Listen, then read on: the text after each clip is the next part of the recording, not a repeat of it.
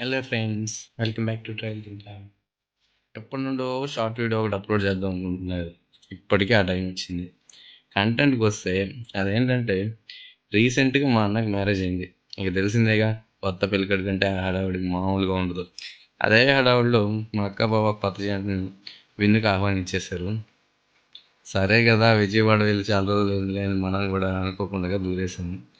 సర్లే, ట్రైన్లో bore కొడుతుందని time pass అవ్వక డోర్ దగ్గర నిలబడితే అనుకోకుండా కొన్ని నేచర్ సీనరీస్ కనిపించాయి.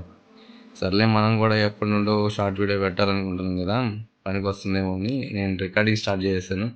సరే, నేను చూస్తున్నాను కదా, మీకు కూడా చూపిద్దామని వీడియో అప్లోడ్ చేస్తున్నాం.